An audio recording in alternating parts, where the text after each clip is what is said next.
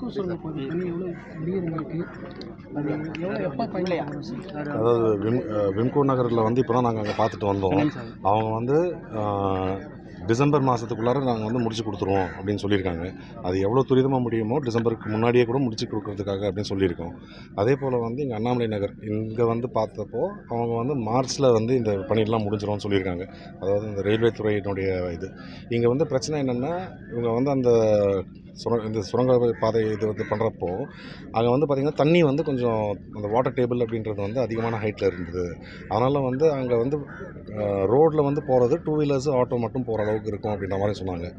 அதை இங்கே இருக்கிற நாங்கள் சட்டமன்ற உறுப்பினர், மாமன்ற உறுப்பினர்கள், கவுன்சிலரு, சேர்மன் இவங்கெல்லாம் வந்து ஒரு ஆம்புலன்ஸ் போகிற அளவுக்காவது இருக்கணும் அப்படின்னு சொல்லி சொன்னதுனால அதை வந்து நாங்கள் கண்டிப்பாக வந்து அதில் எங்களால் ஏற்றுக்க முடியாது அப்படின்னு சொல்லி அவங்க வந்து இதுக்கு வந்து மாற்று திட்டம் பண்ணி இப்போ வந்து மார்ச்சுக்குள்ளார முடிக்கணும்னு சொல்லியிருக்காங்க. நாங்கள் வந்து அதை எப்படியாவது டிசம்பருக்குள்ளார முடிச்சு கொடுக்க சொல்லின்ற மாதிரி மணல் சரிவுனாலே திட்டங்கள் தள்ளி போயிட்டே இருக்குது. மீண்டும் வந்து அதே லெவலில் தான் இருக்குது. ஒரு பணிகள் வந்து நிறைவேற்ற மாதிரி இல்லை. அதை தான் நான் சொன்னேன். மணல் சரிவுகள்ன்றது மட்டும் இல்லை, கீழே வந்து அந்த வாட்டர் டேபிள் இருக்கிறதுனால நீங்கள் வந்து போனீங்கன்னா அங்கே ரோட்டில் தண்ணி என்றைக்குமே இருந்துகிட்டே இருக்குன்ற மாதிரி இருக்குன்ற ஒரு இது பிரச்சனைன்னு சொல்லிட்டு இருந்தாங்க. இப்போ வந்து அது ஒரு பாக்ஸுன்ற மாதிரி போடுறதுக்கு பதிலாக இப்போ 2 பாக்ஸ் போட்டு இது வந்து கிட்டத்தட்ட ஒரு 30 அடி அகலத்துக்கு வந்து ஒரு பாதை போகிறதுக்கு வரதுக்கு அப்படின்ற மாதிரி பண்ணி தரோம்னு சொல்லியிருக்காங்க. அது மார்ச் மாதம் 2026 மார்ச்சுக்குள்ளார முடிக்கிறதா சொல்லியிருக்காங்க. இந்த பணிகள்லாம் வந்து பார்த்தீங்கன்னா ஆட்கள் குறைவாக தான் போட்டு வேலை பார்க்குறாங்க. இதனால் பணிகள் சீக்கிரம் முடியறதுக்கு வாய்ப்பு இருக்காதுன்னு மக்களும் சொல்கிறாங்க.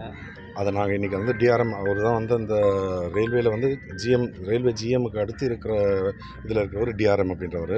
இன்றைக்கி அவர்கிட்ட கேட்டு அவரே வர வச்சு இன்றைக்கி அந்த இதெல்லாம் நாங்கள் எக்ஸ்பிளைன் பண்ணோம். இது மாதிரி வந்து கான்ட்ராக்டர் வந்து ஆட்கள் போதுமான அளவுக்கு வைக்கலை அப்படின்றதெல்லாம் அவரும் வந்து அவங்கக்கிட்ட சொல்லி துரிதமாக செய்கிறதுக்கு அதிகப்படியான ஆட்களை நியமிப்பதற்கு அப்படின்றதுக்கு நான் ஏற்பாடு பண்ணுறேன் என்று உத்தரவாதம் கொடுத்துட்டு போயிருக்காரு.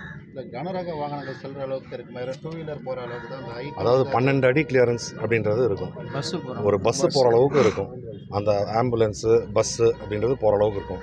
நீங்கள் வந்து அதுக்கப்புறமா ஒரு க்ரேன் போகுமா அப்படின்னு கேட்டிங்கன்னா க்ரேன்லாம் போகாது. ஒன் வே ரூட் மாதிரி டபுள் வே ரூட். இது டபுள் வே ரூட். 2 பாக்ஸ் இருக்குது. அதனால் வந்து டபுள் வே ரூட். 30 அடி ரோடுன்றது நீங்களே பார்த்துக்கலாம். 30 அடி ரோடுன்னா 15 அடின்ற அளவுக்கு இருக்கும். வட சென்னையில் என்னென்ன திட்டங்கள்லாம் நடைமுறை இருக்குது சார்? இது வந்து ஒரு பெரிய லிஸ்ட் இருக்குது. நீங்கள் வாங்க, நான் வந்து தனியாக இப்போ பின்னாடி இருக்கிற மக்கள் இப்போ ரொம்ப கஷ்டப்படுறாங்க, வெளியே போக வேறு. அது தற்காலிகமான ஏற்பாடு வேறு எல்லாம் பண்ணுறதுக்கு என்ன வழி? அதாவது இது வந்து இந்த சுரங்கப்பாதை அப்படின்றது வர்றதுக்கு முன்னாடி இங்கே வந்து ஒரு ரயில்வே கேட்டு இருந்தது. இங்கே இருக்கிற மக்கள்லாம் சொல்லி இது வந்து இங்கே வந்து ஒரு சப்வே வேணும் அப்படின்றத கோரிக்கையின் பேரில் தான் நாங்கள் வந்து இந்த கோரிக்கையை வச்சு ரயில்வேல மூவ் பண்ணோம். அதை பண்ணதுக்கப்புறமா வந்து எங்களுக்கு நிறைய பிரச்சனைகள் இருந்தது. அதாவது மக்களுக்கும் பிரச்சனை. அதாவது எப்படின்னா இங்கே வந்து இந்த திட்டம் வர்றதுனால இங்கே இந்த ரோடு அகலப்படுத்த வேண்டியிருக்கு. ஒரு சில வீடுகளை வந்து கையகப்படுத்த வேண்டியிருக்கு. இது மாதிரி இருக்கிறப்போ ஒவ்வொன்றுமே டிலே ஆகிட்டு இருக்குது. அதுக்கப்புறமா வந்து டெக்னிக்கல் ப்ராப்ளம் அப்படின்றதும் இருக்குது. இந்த டெக்னிக்கல் ப்ராப்ளம்ன்றது தான் நான் இப்போ சொன்னேன், அந்த வாட்டர் டேபிள் அப்படின்றது. ஸோ இது வந்து ஒன்றா நாங்கள் பண்ணிகிட்டு இருக்கிறப்போ மக்களுக்கும் இதில் வந்து கொஞ்சம் அவதி இருக்கும். நாங்கள் தயவு செய்து கேட்டுக்கொள்வது எல்லாம் கொஞ்சம் பொறுத்துக்கோங்க. இவ்வளோ நாள் பொறுத்திருக்கீங்க, இன்னும் ஒரு சில மாதங்கள் பொறுத்தீர்கள் என்றால் இது பயன்பாட்டிற்கு வரும்பொழுது அனைவருக்குமே மிகவும் உபயோகமாக இருக்கும். பின்னாடி வந்து காலையில் ஹெவி டிராஃபிக் ஆகுது.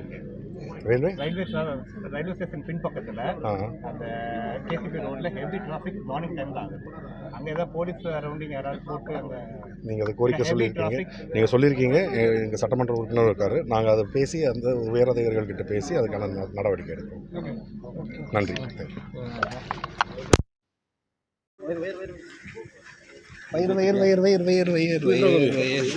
நன்றி.